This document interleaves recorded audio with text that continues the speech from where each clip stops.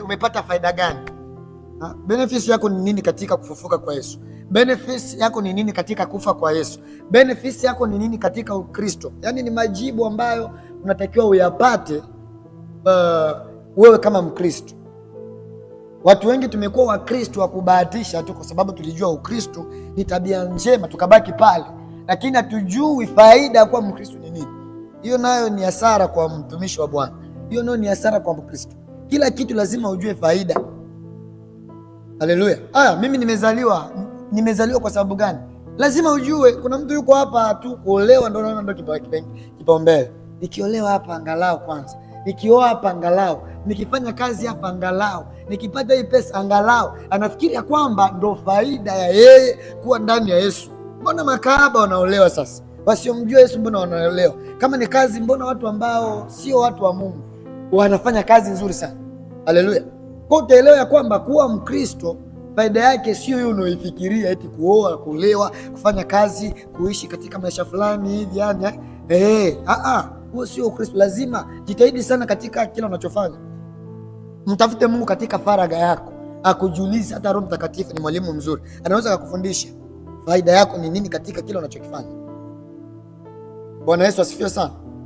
Biblia inasema kwamba hata Petro kama Petro alikuja akasema, Bwana, sisi tumeacha mambo yetu tumekufuata wewe, tunapata faida gani? Hebu elewa kitu kama hicho, tunapata faida gani? Sasa kama Petro anauliza, wewe ni nani usiulize ama usijue faida wewe kuwa na Yesu, kwa faida wewe kuwa Mkristo. Haleluya. Hata kifo cha Yesu unatakiwa ujiulize, kimenisaidia nini? Kuna watu wengi wanaishia tu kusema kwamba kifo cha Yesu kimetusaidia kwa sababu Yesu alituokoa. Wanafikiri hiyo ndio kitu muhimu sana. Amekuokoa na nini na kwa nini upo hivyo kama alikuokoa? Haleluya. Kwa unakuta kuna vitu vingi tunajidanganya. Lakini leo Roho Mtakatifu atasema na mtu mmoja ili ugundue ni nini maana ama ni nini sasa faida unayoipata katika kifo cha Yesu. Roho Mtakatifu sababu ni mwalimu mzuri, yawezekana ilikuwa maswali yako ulikuwa unajiuliza ni faida gani nayo katika kifo cha Yesu. Lakini leo Mungu ni mwema, shukuriwe, kwa sababu kuna majibu unaenda kuyapata na tutakuwa na time nzuri ya kuomba kabisa. Haleluya.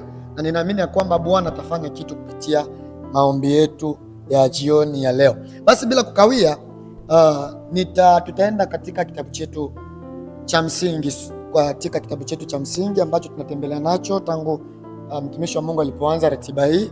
Kila siku tulikuwa tunasoma ile andiko la Mathayo 27 mstari wa 51. Mathayo 27 mstari wa 51. Kama na Biblia yako hapo unaweza kufungua and then tusome pamoja. Tutaanzia hata mstari wake wa 50 ili tuelewe vizuri.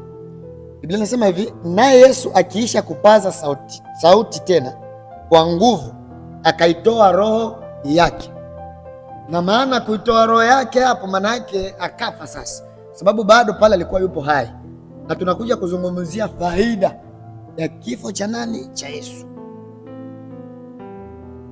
Biblia inatuambia kwamba na Yesu akiisha kupaza sauti, kuna sauti alipaza hapo, hiyo tutadili nayo, hatutaiongelea sababu najua ni Mkristo wa miaka na miaka, unaelewa ni kitu gani Yesu alifanya mpaka akakata roho. Ni sauti gani aliyoisema? Kwa baada ya hiyo sauti, Biblia inasema kwamba akaitoa roho yake. Hiyo inamaanisha kwamba akafa sasa katika mwili huo, kwa sababu hatuamini kama alikufa, lakini akafa sasa katika nini? Katika mwili. Sasa kwa nini Yesu akate roho na kwa nini afa? Okay, ndio utanielewa sasa. Kuna faida kadhaa ambazo Roho Mtakatifu atatupatia, na tukichukua vizuri hizo faida na kuzitumia hizo faida, tunaamini ya kwamba Mungu anaweza kubadilisha maisha yako. Haleluya. Hebu faida ya kwanza tunaenda kuipata katika sasa hiyo 51 ya ile kitabu chetu cha Mathayo 27. Ukianza pale kwenye 51 kuna kitu Biblia inasema hivyo. Biblia inasema hivi, natazama. Hapo inatazama ni baada ya Yesu kukata roho. Biblia inasema natazama, pazia la hekalu likapasuka vipande viwili toka juu hata chini. Pazia la hekalu likapasuka. Kama unaweza ukaandika sehemu hiyo, unaweza ukaandika faida ya kwanza, na ni faida ya kwanza ninakupatia. Faida ya kwanza ya kufa kwa Yesu ni pazia la hekalu likapasuka. Kama unaandika, andika hicho kitu, pazia lilipasuka. Hiyo ni faida ya kwanza. Kwa pazia lilipasuka, Yesu Kristo kwamba ameshakufa. Pazia kupasuka linamhusu nini? Pazia linapasuka ili afanyeje? Omnipotent, omnipresent, yuko sehemu yote. Kwa hata sehemu ambapo Yesu angeingia, ingeingia hata bila kuonekana. Kwa hiyo tunapozungumzia habari za pazia kupasuka, ni faida ambayo Yesu alitupatia, kwa sababu pazia kupasuka, Yesu apati faida yoyote katika pazia ile kupasuka. Lakini unakuja kukuta anayepata faida ni mtu wa Mungu, anayepata faida ni wewe. Kwa faida ya kwanza ya kufa kwa Yesu ni pazia lilipasuka. Na tunaposikia historia ya pazia kupasuka, historia ya pazia, Biblia inasema kwamba katika hekalu ambalo Mungu alimwambia Musa alitengeneze, Biblia inasema kwamba kuna sehemu ambapo palikuwa panaitwa patakatifu pa patakatifu, ambapo hapo sehemu sio kila mtu alikuwa anapata hiyo ofa ya kwenda huko na kucheza. Hakuna. Hapo patakatifu palikuwa panamhusu tu ambaye alikuwa kuhani, kina Musa, kina Haruni, ndio walikuwa wanaingia huko. Na ukiingia huko vibaya, Biblia inasema kwamba walikuwa wanakufunga waya fulani, unaingia nao huko, hiyo kamba wanakuwa wanakusikilizia, kama ukitembea wanasikia huko nje waliko watu. Kwa hiyo nini, kamba hiyo ikiacha kupiga kelele huko ndani, unajua mtu anakufa. Sababu Mungu kama unavyojua sheria zake za mwanzoni, kabla tujaanza kuishi kipindi cha neema, Mungu alikuwa na hukumu na kuua kabisa mtu anapomkosea. Kwa hiyo ukiingia kule huko vibaya, unakutana na vitu vya ajabu huko, unaweza ukafa huko unatoa mzoga wako. Kwa hawa Wakristo waliokuwa wanakaa huku, tuseme kama Wakristo wa leo, tunavokaa kule, hapa pana pazia. Kwa kama hapa pana pazia, hamtajua kinachoendelea huko ndani. Kule ndani ndio kulikuwa sanduku la agano, kulikuwa siri kubwa sana zilikuwa huko. Na kama mnatenda dhambi, kulikuwa hiyo sadaka ya ondoleo la dhambi. Mkitenda dhambi, mnatoa hiyo sadaka, makafara, sijui nyama, sijui vitu gani mnampatia kuhani. Kuhani sasa anakuja kuwaombea nyie huku ndani. Anaingia huku, anakuja kuwaombea. Yeye ndio anakutana na nani? Na Bwana. Nafikiri unaielewa kabisa hizi story na unaelewa hicho kitu. Kwa kuhani kazi yake ni kuingia huko na waombea na huko pale na dhambi yako. Akija kule na kuambia dhambi zako zimesamehewa au hazijasamehewa. Umeelewa? Sasa kwa hiyo Yesu akasema hivi, sasa hawa watu kuna time hebu mwambie jirani, Yesu ni wa huruma sana. Mwambie jirani, Yesu ni wa huruma. Sasa kuna muda Yesu kwa huruma yake, ama Mungu kwa huruma yake, akaangalia kuna maskini kama wewe na mimi, kwa sababu ondoleo la dhambi lilikuwa na bei yake. Unaweza ukaambiwa kwamba utatoa sijui ng'ombe. Biblia inasema kabisa katika kitabu cha Walawi, kama mtu kafanya dhambi lazima sijui atoe kitu fulani hivyo na hivyo. Uzinzi ulikuwa na bei yake. Kuiba kulikuwa na bei yake. Imagine vitu kama hivyo. Sawa. So kila mtu alikuwa anakaa tu hivi. Nikakuwa najiuliza kwanza, sasa bila huyu Yesu kabisa, bila huyu Yesu, hiyo sheria ingeendelea hadi leo na pazia lijapasuka. When mimi ningepata hiyo opportunity ya kupata ng'ombe. Kwanza sisi kwetu, sisi sio wafugaji. Watu wengi baadhi hapa ni wafugaji, angalau wangepata huyo ng'ombe. Kwa hiyo kama uliba jana, ng'ombe mmoja anatolewa, na baba yako gani ambaye ingekubali ng'ombe atolewe? Kama ulizini jana, ng'ombe anatolewa. Na unajua dhambi zetu kila siku sisi tunatenda maovu. Hebu jaribu kufikiria. Kwa ndio ilikuwa maisha ya zamani, ilikuwa hivyo. Unapofanya dhambi, unaenda unatoa sadaka ya ondoleo la dhambi. Na hiyo lazima damu imwagike. Kwa hiyo ilikuwa ni nyama natolewa. Kwa Mungu mbinguni akasema, sasa hawa watu kama kila siku utatumia hivi vitu. Kumbuka kuna watu walikuwa sio wafugaji. Kumbuka kuna watu walikuwa ni maskini. Maskini walikuwepo kabisa, Biblia inasema hivyo. Sasa hao maskini watafikaje kwenda kumuona kuhani? Kwa unakuta dhambi kipindi cha mwanzo, waliokuwa wanapata msamaha ni watu ambao waliokuwa na uwezo. Tukubaliane hivyo. Sababu siwezi nikaamini ya kwamba kama kila mtu alikuwa anapata opportunity. According to the Bible, kwa mujibu wa Biblia, sio kila mtu, kwa sababu kama unasema dhambi lazima atolewe ng'ombe. Haya, huyo ng'ombe akitolewa unamtoa wapi? Haleluya. Kwa Yesu kitu cha kwanza akasema kwamba kuna watu hapa wanafeli, kuna watu hapa wanakosa rehema zangu kwa sababu ya uchumi wao kuwa chini. Kuna watu hapa wanakosa rehema zangu kwa sababu hawana yule ng'ombe wa kunitolea. Kwa akamdelegate sasa mwanaye. Faida moja kifo cha Yesu ni pazia la hekalu kupasuka. Hebu mwambie jirani, pazia la hekalu limepasuka. Hiyo ni faida unatakiwa ujue ya kwamba na ile pazia kupasuka, Biblia inasema kwamba yani kama ulikuwa kanisani, walikuwepo watu kanisani wakati Yesu anakata roho kule, wakashangaa tu pazia iliyokuwepo hapo ikapasuka vipande viwili. Kwa wakaona vilivyokuweko kwa mbele huko. Haleluya.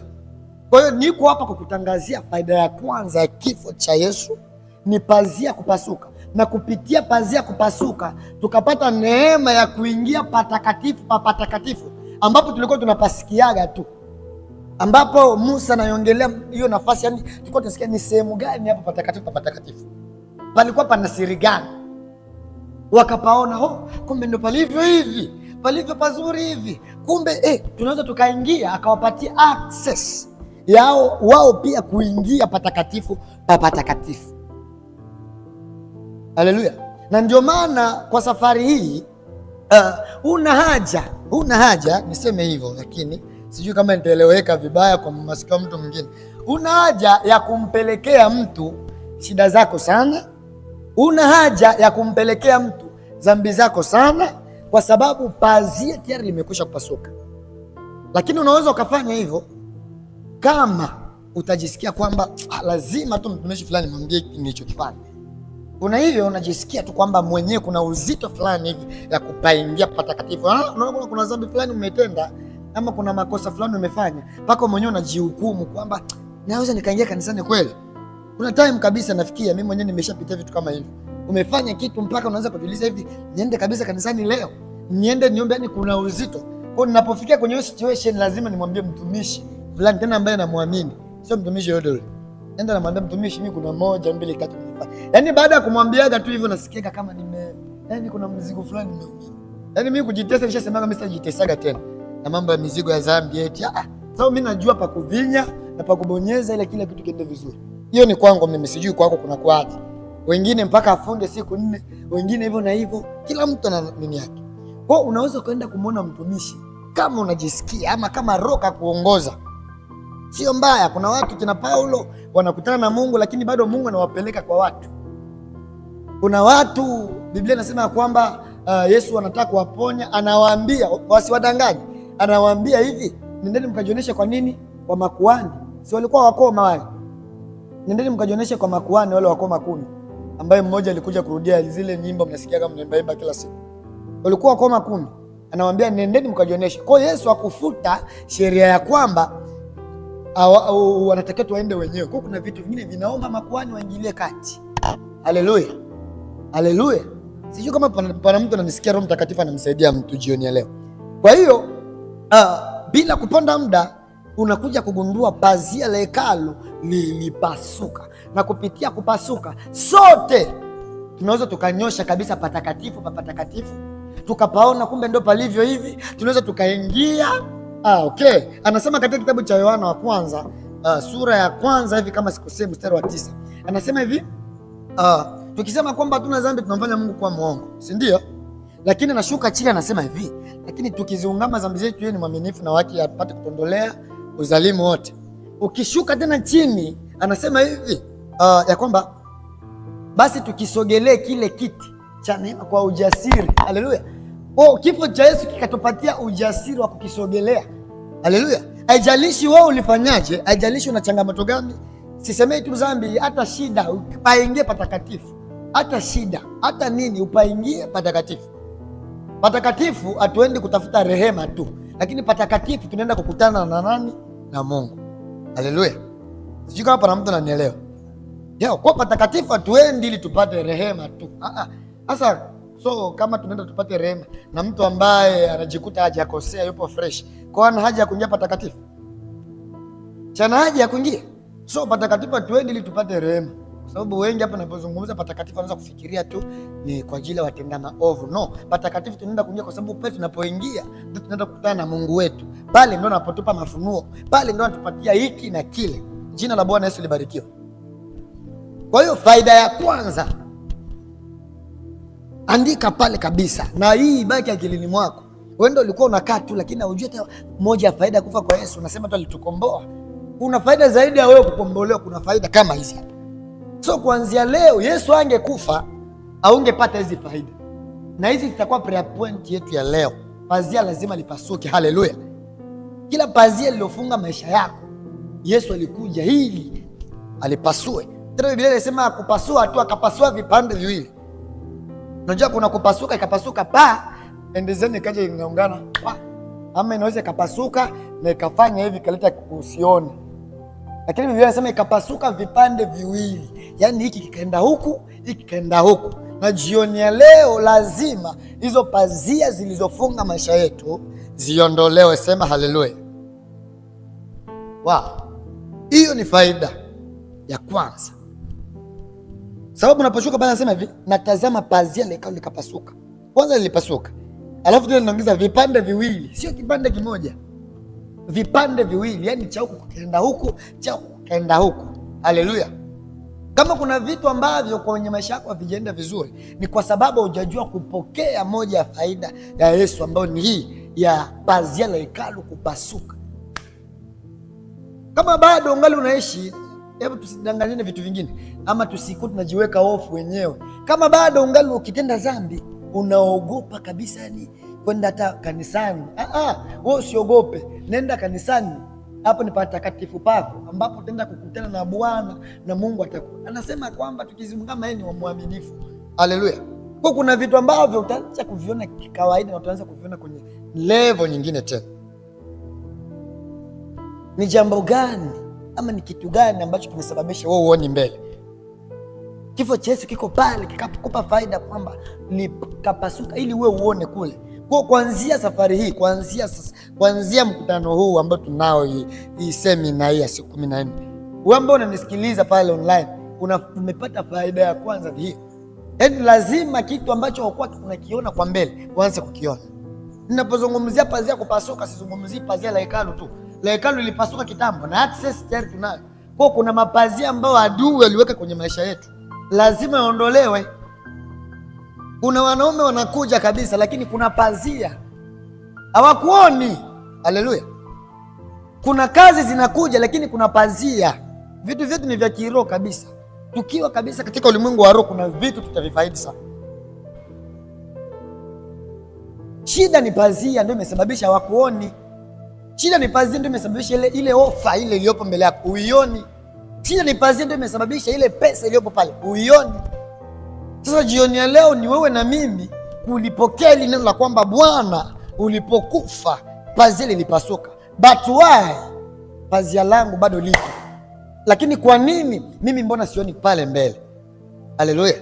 Na ni maombi tutaenda kuifanya jioni ya leo. Bwana Yesu asifiwe sana. Pazia likapasuka. Hebu mwambie tena jirani yako, pazia likapasuka. Alafu muulize, ni pazia gani limefunika maisha yako?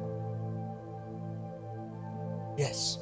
Ni pazia gani? Wengine ni pazia ya kuona hofu. Ile niendelea kusema hivi, na macho ya mioyo yenu, kitu kama hicho, macho ya mioyo yenu itiwe nuru ili mpate. Inatiwa nuru ili muone, ndio maana yake. Haleluya. Inatiwa nuru ili muone. Hata mwanaume mzuri unamuona, watakuja wengi, lakini pazia likipasuka utakuja kumpata mwenyewe. Bila hivyo utakuja kutana na mtu ambaye atajifanya kondoo, kufika hivi unapita hivi. Lakini machoni kitiwa nuru, pazia likipasuka, yaani mtu yuko anakuja tutushamuona hapa mtu. Hapa ni liongo, linakuja lilevi ama linakuja lipo hivi, nasema hili kesho litakuwa hivi. Linakuja limaskini, hili litakuwa hivi. Lakini kama kuna pazia atakuja yeyote na tafikiri ndio yeye. Kisa ni gari lilikuja. Okay, kama ni kazi itakuja kazi yoyote utaipokea. Kisa ni kazi ilikuja. So nini kifanyike? Lazima hiyo pazia tuipasue jioni ya leo. Haleluya. Lazima hilo pazia lipasuke. Pazia la huduma linaishia unapanga vitu vikubwa lakini haviendi. Ni pazia lipo hapa. Bwana Yesu asifiwe sana. So hiyo ilikuwa faida ya kwanza. Sijui hata kama nitamaliza yote. Naweza nikajitahidi. Sasa tutaacha dakika chache za kuomba. Acha niseme faida ya pili. Pale kama unaandika pale. Toka kwenye kitabu cha Mathayo 27 mstari wa 51. Biblia inasema hivi, natazama pazia la hekalu likapasuka. Nimeshaongelea hiyo issue. Likapasuka vipande viwili toka juu hata chini. Wow. Tena nitoka juu hata chini. Yaani huku hadi kule, kila kitu kipo free unakiona. Wow. Sababu likipasukia kwa chini hivi, juu hautaona. Kwa lazima lipasuke vipande viwili toka juu hadi chini afu liachie space. Sawa. Biblia inasema faida ya pili iko hapa. Nchi ikatetemeka. Kitu kama hicho. Ikatetemeka, nchi ikatetemeka. Hebu mwambie jirani, nchi ikatetemeka. Haleluya. Nchi ikatetemeka. Haleluya. Kwa kuna faida ama kuna maana ya nchi kutetemeka. Kwa sababu ukishuka chini sana ni faida nyingine ambayo tutaikuta huko. Baada ya nchi kutetemeka ndipo makaburi yalianza kufanyaje? Funguka na watu, miili ya watu ikafanyaje? Ikaonekana. Kwa nchi inapotetemeka inaashiria kuna kitu ambacho Bwana anataka kuja kukifanya. Haleluya. Sijui kama pana mtu ananielewa. Nchi inapotetemeka kuna kitu inaashiria kuna kitu Bwana anataka kuja kukifanya. Oya, kumbuka Biblia inasema hivi, siku moja wana wa Israeli nafikiri walimulilia Musa kwamba wanataka wamuone. Wewe unaongea tu na Bwana. So na sisi tunataka kumuone Bwana. Musa akasema nataka kumuona Bwana. Mtasupport kabisa, mtaweza kabisa kuvumilia. Sababu mimi ninavyoendaga kule kuna vitu nakutandaga navyo. Sijui kama mtaweza. Wakasema tunaweza. Akamwambia basi haina shida. Sharti la kwanza la kawaida ambalo na wewe unafanyaga, wewe mwenyewe unafanyaga. Nataka kuja kanisani, mtaka kuomba, tunaanza na maombi ya toba. Naye akamwambia jitakaseni. Alafu tuende tumuone nani Bwana atapita katikati yenu. Biblia inasema walipoenda huko kuna vitu vingi Mungu alikuwa anavionyesha before yeye ajaje. Hilo unajua hii andiko vile unaisomaga sana.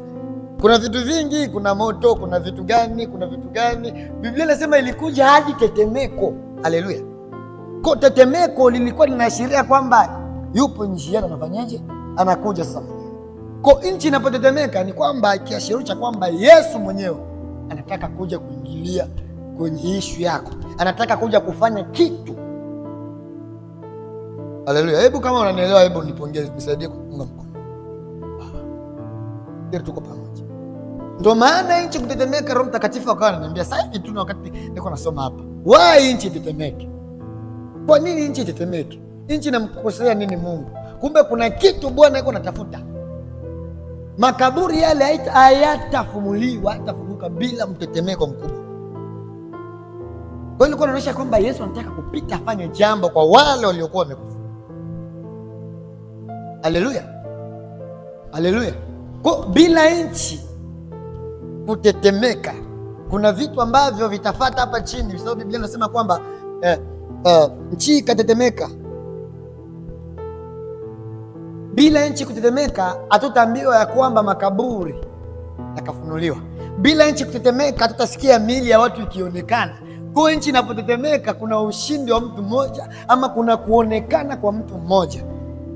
Sijui kama pana mtu ananielewa. Nchi inapotetemeka kuna kuonekana kwa mtu mmoja, nataka aonekane sehemu. Nchi inapotetemeka kuna kuinuka kwa mtu mmoja, sababu baada ya nchi kuinuka ndio Biblia inasema kwamba ikainuka miili. Haleluya. Na jioni ya leo lazima nchi itetemeke ili mtu mmoja ainuke na Yesu, kama somo letu linavyosema. Lazima mtu mmoja ainuke, ama lazima nchi itetemeke ili mtu mmoja ainuke pamoja na Yesu Kristo. Haleluya. Hiyo ni faida ya pili, andika hapo faida ya pili. Nchi kutetemeka. Nchi kutetemeka. Haleluya. Haleluya. Kwa hiyo nilikuwa nasema na mtu mmoja tena nikasema hivi, ni majuzi hapa nilikutana na mtu mmoja. Tulikuwa tunaongelea ishu fulani kwa sababu ya wana wa Israeli walivyoenda kumwona Bwana. Biblia inasema kwamba kuna vitu vingi vilipita pale, kitemeko, kulipita sijui vishindo, sijui ilipita moto, sijui ilipita nini, hadi hiyo tetemeko, nchi ikatetemeka, ardhi ikatetemeka. Lakini ni Yesu katika vile vyote akuwemo. Kwa tulikuwa tunajadili mtu fulani akasema hivi, kwa tunapoona moto sana, Mungu hayupo katika, akuwepo katika moto. So tunapoona kanisa lina moto, tulishakia ile kanisa nilikuwa namuuliza mtu, tulishakia ile kanisa au iweje? Akaniambia kwamba hapana, akanielewesha kitu, akaniambia hapana, sio kwamba katika moto ndio Mungu akwemo katika moto, sio, lakini kumbuka pia yeye ni moto ulao. Akanielewesha kitu, kumbuka yeye pia ni moto ulao. Mungu anafanya kila kitu kwa nafasi na kwa muda. Anasema hapa lazima nijizirishe as moto, as fire, as water, kama maji, as kitu fulani. Yaani Mungu anaweza kujizirisha kivyo vyote vile. Kwa muda ule ambao Yesu anaanza anataka kufufua watu, akasema sina time ya kupita makaburini kwa mtu. Nikamfuata mtu nikamwambia, amka po ambao ulikufa, amka sijui nani Abrahamu, amka sijui nani. Sina hiyo time. Kwa time ninayo sasa hivi italeta tetemeko ambayo litasababisha makaburi yafunuke, miili ya watu ifanyeje? Ionekane. Ndio maana nikakwambia hivi, kuna watu mmekufa, mpo katika makaburi, lazima tetemeko lije kama lilivyokuja katika faida ya pili tunayozungumzia. Lazima tetemeko lije ili likutoe sehemu. Kumbuka wakati niko nasema hapa tu, Roho Mtakatifu ananikumbusha kitu kwamba kuna kwetu sana vinakuaga huko, tangu nije huko sijawahi kuona kwetu kuna tetemeko la ardhi linatokeaga, sio mara chache, lakini mashangati mnakuwa mnakaa hata kwa mwaka mtoni linatokea mara 3, mara 4, mara 5, mara 2. Yaani kuna siku tu mlikuwa mmekaa hivi unasikia tetemeko chini ya ardhi huko, yaani mtaa mzima, sio mtaa, yaani kama Dodoma nzima imepita hiyo tetemeko. Na hiyo tetemeko likipita, kama mna bahati mtasikia kuna gorofa sehemu fulani ilivunjika, ilifanya hiki na kile. Haleluya. Ya kuna sehemu hivi na hivi ilileta maafa. Kwa hiyo kwetu kule kuna kwa vitu vya kawaida. Kwa hiyo tetemeko linapokuja linakuja na kazi mbili. Kazi la kwanza, tetemeko linapokuja linakuja kuharibu. Na lakini pili, tetemeko linapokuja linakuja kujenga, kutengeneza ama kuangusha ile miamba ama kupasua miamba. Haleluya. Kwa hiyo ni faida ya pili ya kifo cha Yesu.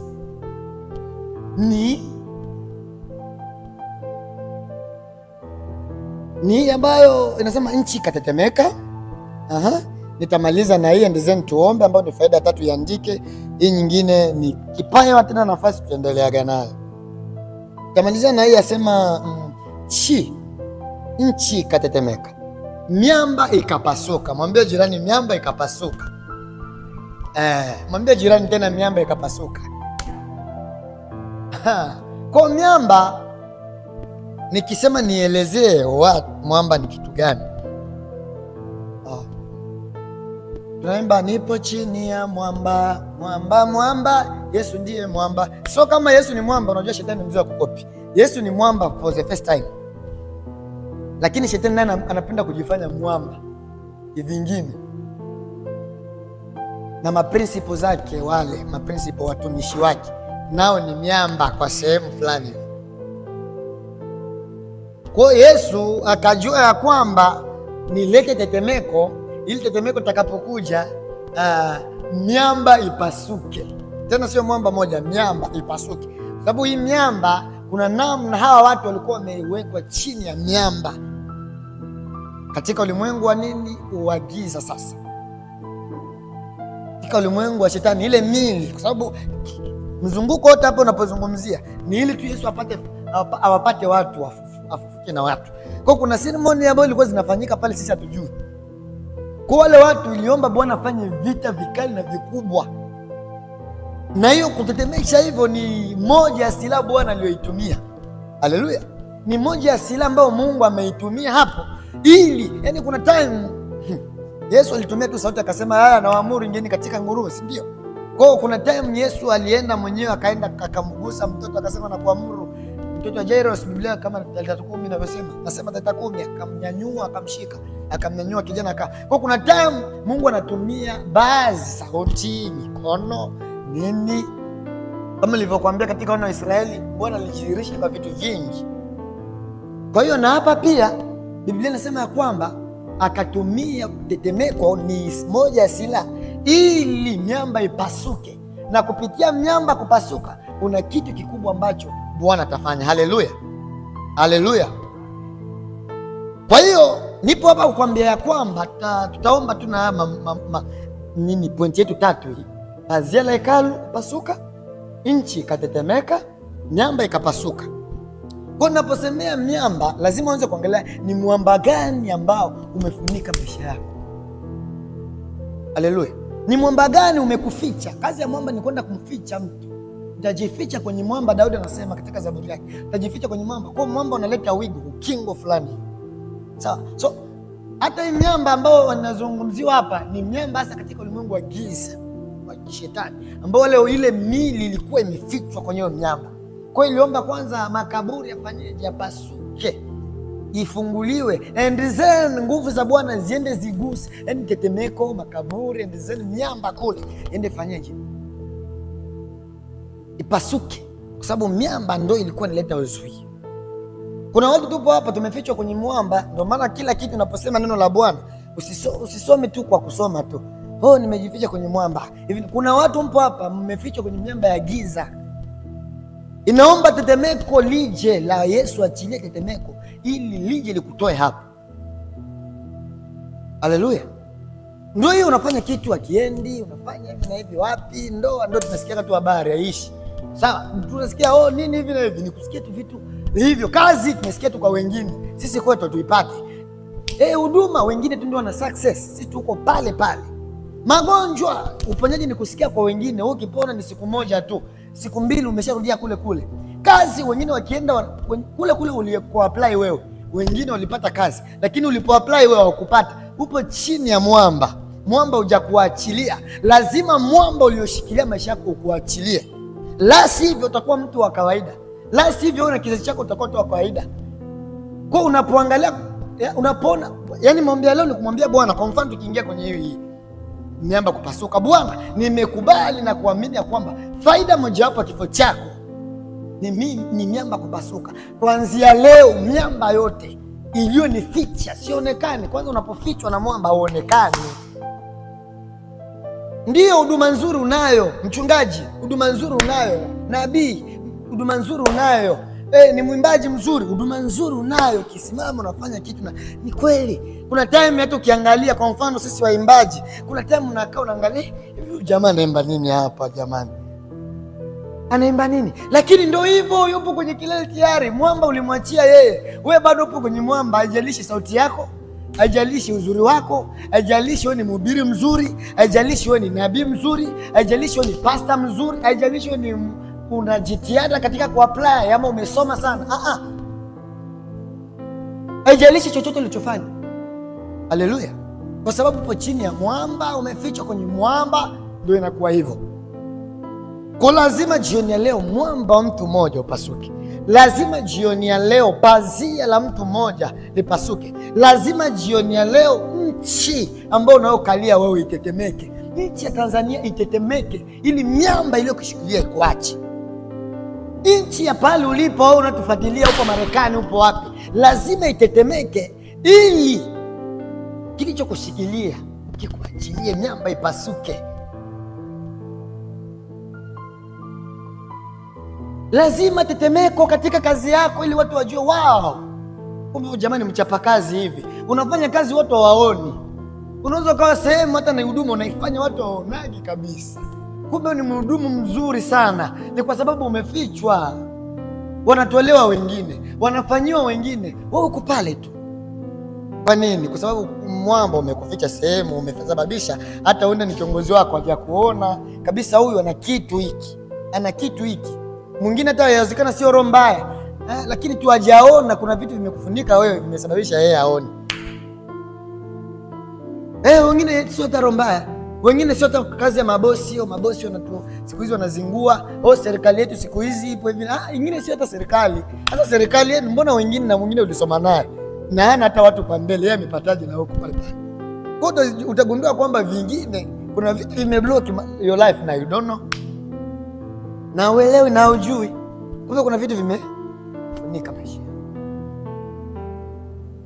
Kwa ni jioni ya kumlilia Bwana. Ninaamini kwamba tukiingia katika kuomba, nimesha kuandaa vizuri, kuna kitu utaelewa. Tuna dakika kama 10, sijui ngapi hapa.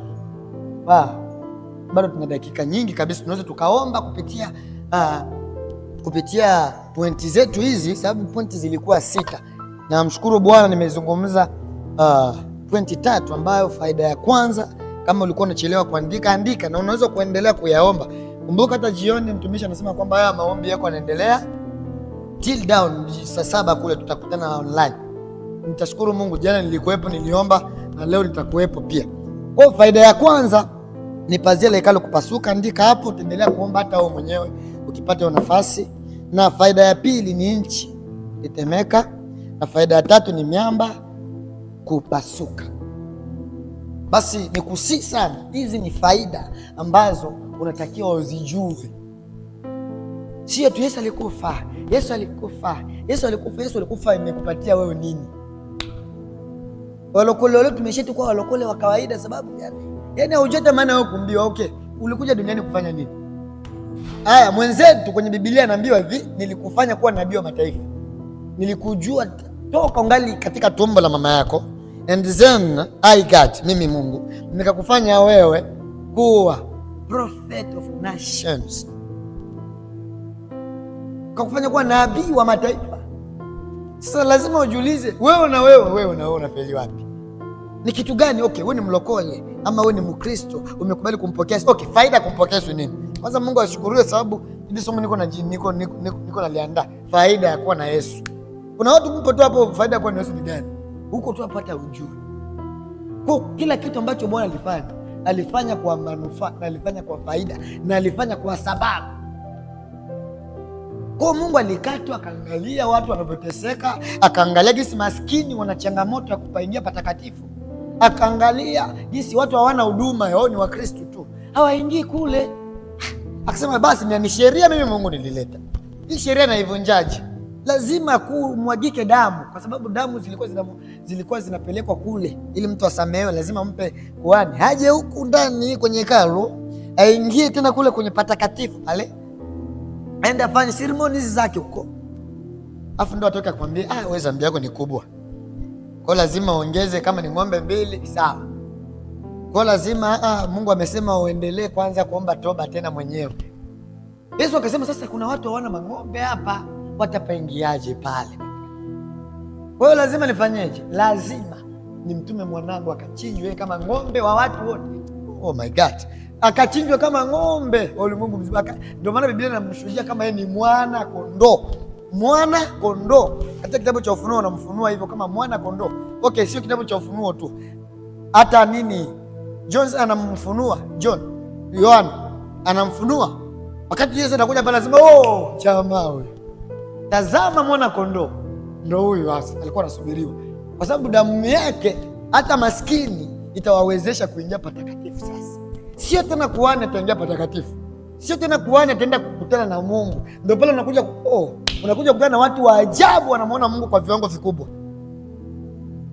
Unakuja kukutana na kina Paulo kule, Yesu ashakufa, ni watu wauni, wanaua watu kabisa, wanakuja kukutana naye. Kwa nini? Kwa sababu access imeshakuwepo. Mungu anaweza kumfikia mtu yeyote yule, na ndio maana kwenye maisha unayoishi wewe usijione uko bora kuliko wengine. Hiyo ni kupatia onyi, na kuonya kabisa. Usijione kwamba wewe ni bora. Mungu anamtumia mtu yeyote yule. Mungu ndiye anavikamilisha vitu, anavikamilisha vitu ambavyo ni vya ovyo, yeye anavipatia value. Unaelewa hicho kitu? Kumbuka Paulo ni muuni kabisa, ameua watu. Huyu jamaa ameua watu. Ingekuwa ni leo, sijui kama tungekubali hata injili yake. Lakini Biblia inasema kwamba Paulo huyo Mungu akamtokea Paulo.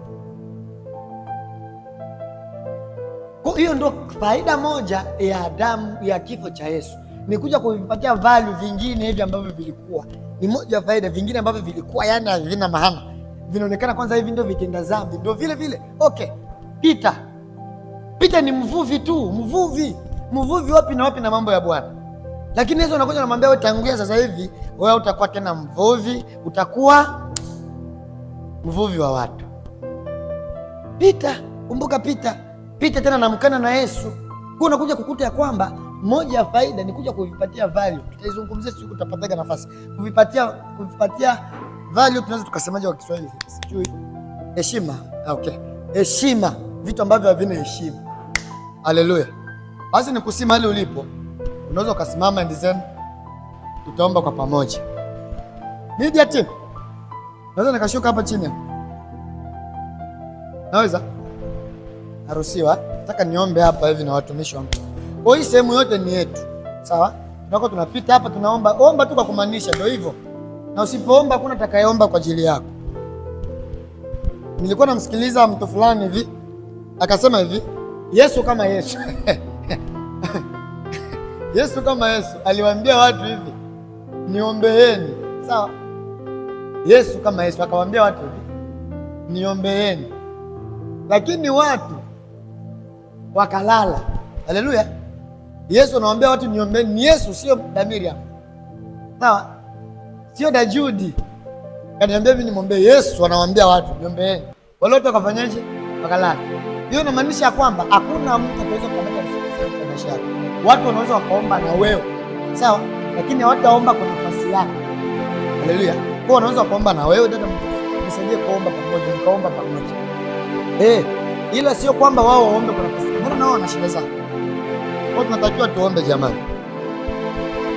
Ukainua mikono yako miwili juu, ukasema maombi haya pamoja na mimi. Sema, Bwana Yesu, ninakushukuru jioni ya leo kwa ajili ya neema uliyoachilia, kwa ajili ya sauti uliyoachilia kusema na maisha yangu. Leo ninakushukuru kwa sababu nimetambua na kujua faida iliyoko ndani ya kifo chako. Faida ya kwanza, umesema nami ni pazia la hekalu kupasuka, kama vile pazia la hekalu lilivyopasuka. Nami natangaza kila pazia iliyowekwa kwenye maisha yangu imesababisha sioni mbele wala kule hakunioni mimi. Natangaza kwa jina la Yesu, kwa mamlaka iliyopasua pazia ile, kwa mamlaka ya kifo cha Yesu, natangaza kila pazia iliyonifunika nisionekane, iliyonifunika nisione, natangaza kuipasua kwa jina la Yesu. Natangaza kuipasua kwa jina la Yesu. Tangu sasa nikapate kibali cha kukusikia Bwana, cha kukuona Bwana, nikapate kibali cha kuona ofa, nikapate kibali cha kuona kazi, nikapate kibali cha kuona mke, cha kuona mume, cha kuona watoto kwa jina la Yesu. Ninatangaza nikapate kibali juu ya huduma yangu, nikapate kibali cha kukusikia tena na zaidi ya ninavyokusikia, kwa sababu pazia hilo lilienda kupasuka. Basi jioni ya leo ninatangaza kupasua, kupasua, kupasua vipande viwili, kila pazia la ukoo, kila pazia la mashetani, kila pazia la giza, kila pazia ambalo adui aliachilia kwenye maisha yangu, na pasua kwa mamlaka ya jina la Yesu, na kupitia kifo cha Yesu natangaza kupasua, kupasua, kupasua. Hebu nenda katika ulimwengu wa roho, pasua kabisa. Hebu fungua kinywa chako na useme, katika jina la Yesu Kristo, Bwana, natangaza kupasua, kupasua, kupasua, kupasua. Natangaza kupasua, natangaza kupasua kila pazia iliyowekwa kwenye maisha yangu. Iko pazia nyingi zilizowekwa kwenye maisha yangu, zimesababisha Bwana sioni mbele, Bwana sioni nyuma. Katika jina la Yesu ninatangaza kuvunja na kupasua kila pazia limesababisha ulimwengu sinione, ulimwengu sinione. Natangaza katika jina la Yesu Kristo, rashakayaba, kwa jina la Yesu tangaza kupasua, pasua kabisa. Tangaza kupasua, pasua, pasua, pasua, pasua, pasua. Ni kupitia kifo cha Yesu, pasua kabisa kwa jina la Yesu Kristo, kwa jina la Yesu Kristo. Natangaza kupasua kila pazia, natangaza kupasua kila pazia iliyofunga maisha yangu, kila pazia iliyofunga ndoa yangu, kila pazia iliyofunga ujana wangu, kila pazia iliyofunga uchumi wangu, kila pazia kwa jina la Yesu ninatangaza kuipasua, natangaza kupasua kwa mamlaka ya kifo cha Yesu, kwa sababu kifo cha Yesu kimenipa faida ya kupasua pazia iliyonisababisha nisifike patakatifu, nisikuone. Jioni ya leo natangaza kupasua, natangaza kupasua, natangaza kupasua katika jina la Yesu, katika jina la Yesu ninatangaza kupasua, ninatangaza kupasua. Rakashakayaba orantakayabadea resekelia papa, pazia la hofu lililowekwa kwenye maisha yangu natangaza kupasua, natangaza kupasua kwa jina la Yesu Kristo, kwa jina la Yesu Kristo. Pazia la umaskini, pazia la kutokuendelea, pazia la uliofunga huduma yangu Bwana, ninatangaza pazia lilofunga uimbaji wangu, pazia lilofunga utumishi wangu kwa jina la Yesu Kristo ninatangaza kuvunja. Hebu vunja kabisa, hebu vunja kabisa, vunja kwa kumaanisha, vunja kwa maana, vunja kwa maana, vunja kwa maana, vunja kwa maana. Rasakaya paka katika jina la Yesu Kristo natangaza kuvunja leo, navunja leo, navunja leo, napasua leo, napasua leo, napasua leo, napasua kwa jina la Yesu Kristo. Pazia lolote Bwana lililowekwa kwenye maisha yangu nikasababisha sioni, rasakayama resekelia jantarabakataya raskolia manta raskatia manta roskolia bababa, kwa jina la Yesu, kwa jina la Yesu. Pazia lililowekwa utumishi wangu usionekane, pazia lililowekwa uimbaji wangu usionekane, natangaza kwa jina la Yesu Kristo, natangaza Bwana kupasua. Hebu pasua wewe, pasua tu wewe, pasua tu wewe, pasua tu kwa uwezo wa Bwana. Anasema si kwa majeshi, kwa jina la Yesu Kristo. Pasua kabisa, pasua kabisa, tangaza kupasua. Rashakaya papa rikaya bababa riko ya manta, kwa jina la Yesu ninapasua, ninapasua, ninapasua, ninapasua, ninapasua, ninapasua. Ora kakakakakapa rikaya mama rebesekekekeke, kwa jina la Yesu, kwa jina la Yesu. Pazia lilofunika watoto wangu, pazia lilofunika mke wangu, pazia lilofunika kazi yangu, pazia lilofunika Bwana nisionekane, kwa jina la Yesu, kwa jina la Yesu.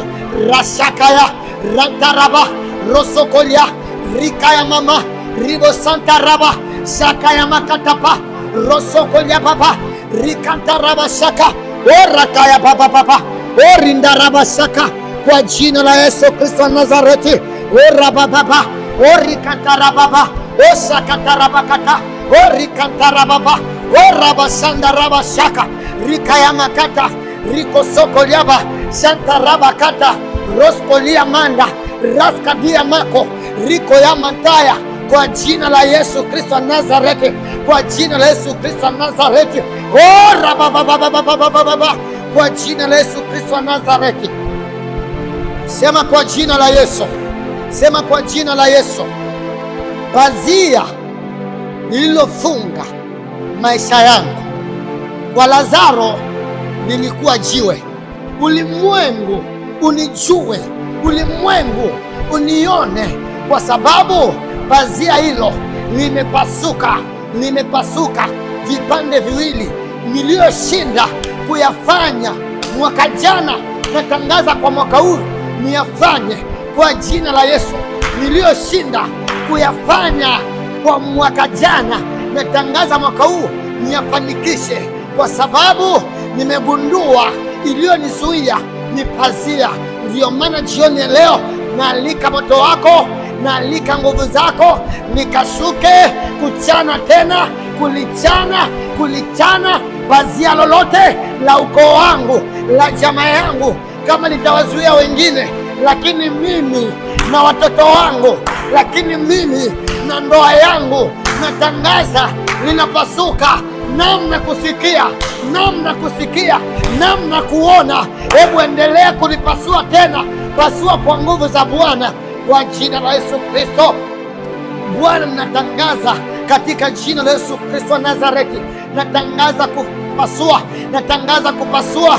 Ulimwengu kanione, ulimwengu kanijue, ulimwengu kanisikie. Rasakaya maka rokolia manta, kila pazia katika ulimwengu wa roho iliyofunga maisha yangu, kila pazia katika ulimwengu wa roho uliofunga uchumi wangu, kila pazia iliyosababisha nisione ofa, kila pazia inayosababisha nisione ukitenda, kwa jina la Yesu Kristo wa Nazareti natangaza kuvunja. Sema leo napasua, napasua kila pazia, ulimwengu ukanione, ulimwengu ukanijue, ulimwengu ukanitambue, nami nikapate kuingia pale patakatifu, nikusikie, nikuone, nikusikie, ukasemezane nami. Hebu endelea kuipasua, sio lele mama, ongeza bidii katika kupasua. Rasakaya rekeliama Bwana, kwa sababu wewe ndiye uliyekuwa wa kwanza kupitia kifo chako kupasua, na mnatangaza kupasua kila pazia, kila pazia rashokolia kwa jina la Yesu, kwa jina la Yesu natangaza kupasua, natangaza kupasua, natangaza kupasua, natangaza kupasua, natangaza kupasua. Rabababa rakatayaba shekelia makata risokoria mama rantarabasaka rikantarabakata rikokokokotova shandarabasaka rikolia makata papa ora papa papa papa ora kata papa papa papa oribokosakayama risayamantaraba. Kwa jina la Yesu natangaza kuharibu, kwa jina la Yesu natangaza kupasua.